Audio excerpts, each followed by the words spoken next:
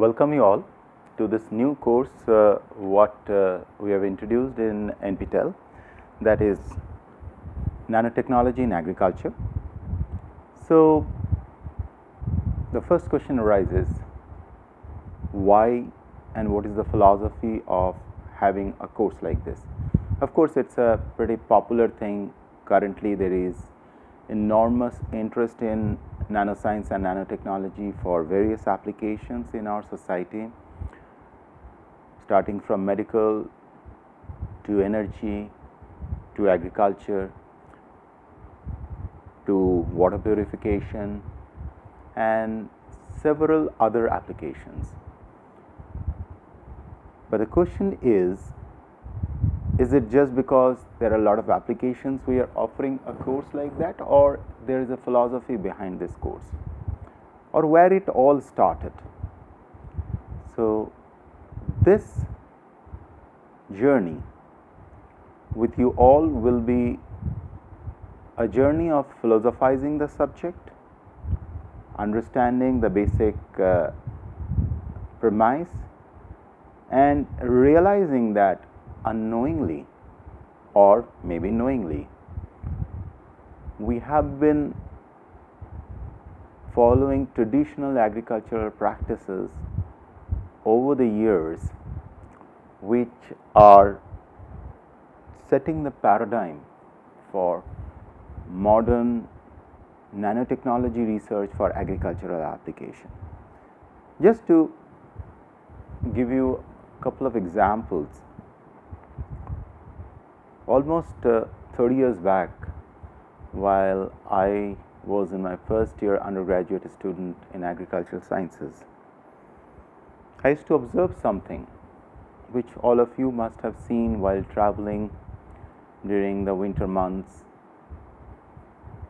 Especially if you are from northern part of the country, you must have seen it very frequently, that after the Kharif season, which is the rainy season, which is the currently, when I am recording this, it's a rainy season going on, and all over the place, whether it is down south or up north, the paddy fields, people will be sowing paddy, transplanting paddy.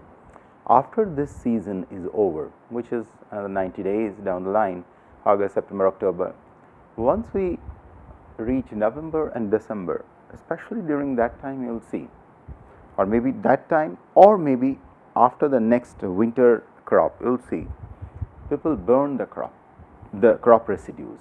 So whatever you harvest the stuff and you burn it, and it's a tremendous problem in the northern part of India, where because of the burning, the smoke creates a lot of issues in terms of fog and everything. And apparently there are a ban also that you cannot burn so much of it. But the point is not that. Point is, what is this burning? So if you look in these crop fields, you will see half burned residues of crops, kind of partly charred. And once they are partly charred, what a farmer does is they again plow the land and mix those charred stuff into the soil.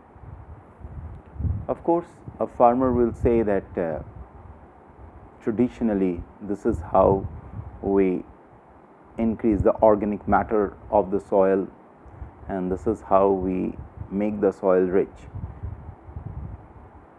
But on the other hand, with the modern nanotechnology research, if you look at it, what they are essentially doing, when you are burning something, you are converting a biomass. So it's basically a crop residue, which is a biomass, right? A biomass is nothing but carbon, hydrogen, oxygen, nitrogen, handful of elements which constitute the biomass, the major chunk of the biomass. So while you are burning, you are leaving behind a burnt carbon residue in the soil. Now when we talk about a burnt carbon residue, so we are talking about, from the nanotechnology perspective, we are talking about real carbon, where you have heard about carbon nanoparticles, carbon nanotubes. If you go a little bit advanced, then graphene-like structure, carbon quantum dots, all these things. Now the question arises whether our ancestors were aware of it or not. We do not know. We cannot go back in time to figure that out.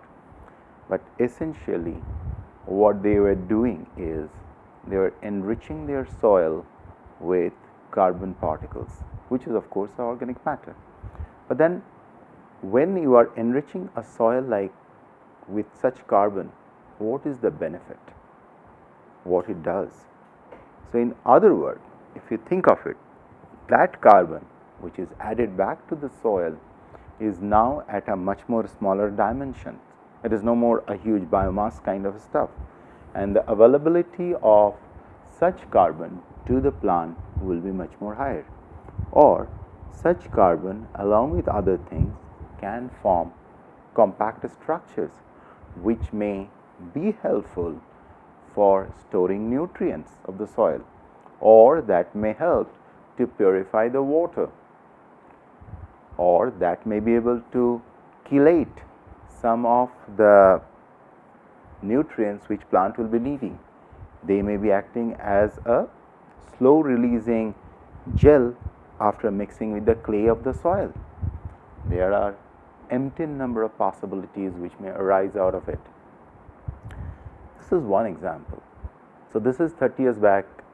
I, as a young student, believed, oh wow, this is a good idea to increase carbon.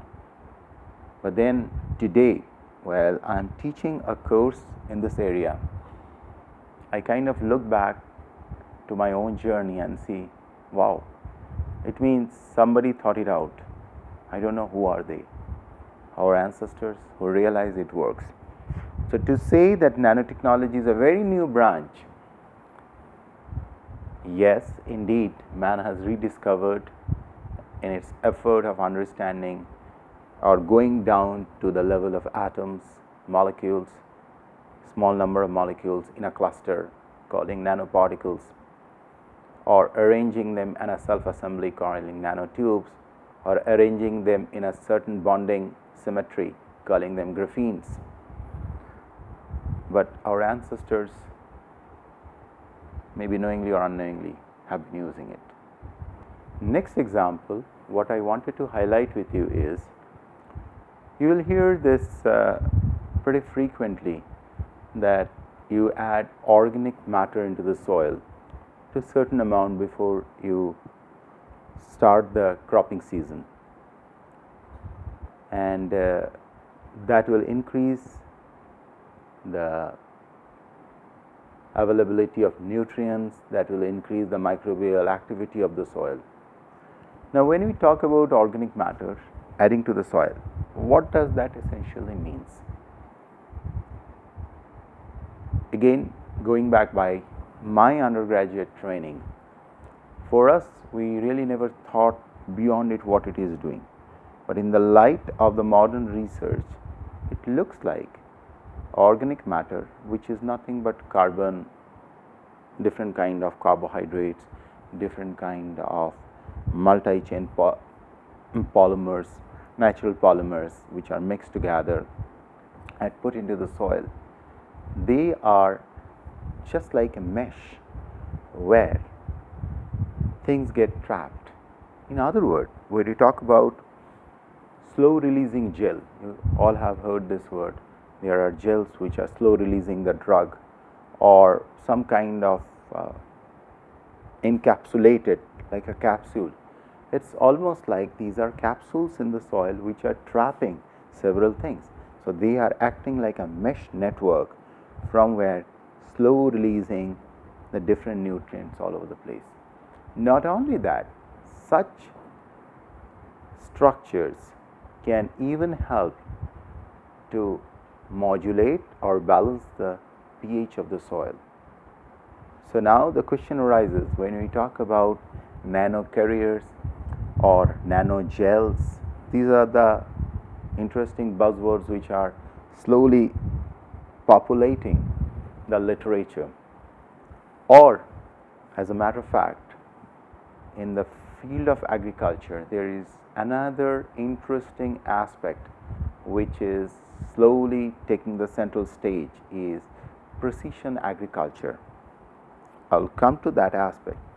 But all these things, if we look from a perspective, just if we pull ourselves back and look at it, you'll realize by simple wisdom of mankind through the ages, through centuries and millennia, we have acquired this wisdom, and that has what led to today's modern agriculture. With the advent of nanotechnology,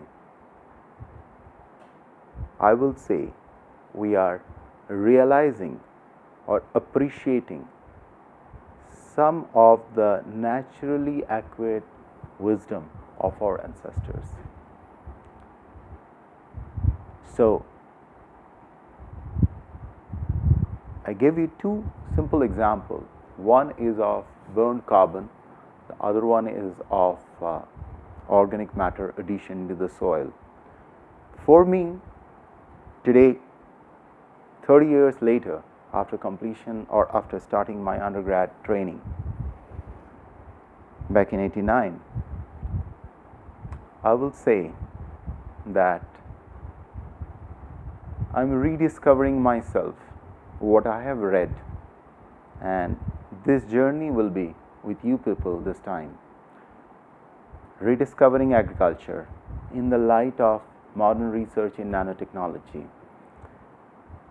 realizing the wisdom of our ancestors, realizing how they did certain practices they may not have or had the privilege of seeing these particles under high resolution transmission electron microscopy, which are one of the tools we'll be using, scanning electron microscopy, or X-ray photoelectron spectroscopy, or atomic force microscopy, or they did not have the tool to measure the surface area using BET or using other techniques.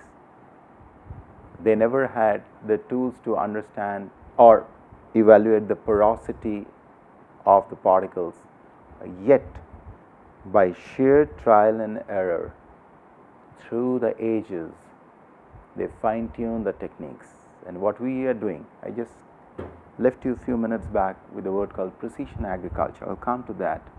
Now, precision agriculture is essentially telling that how precisely we can apply nutrient to an individual plant so that it consumes that and rest what we do. Say for example, when you talk about a field, we spray, but between two plants there are certain things which go waste, which is never utilized, unutilized.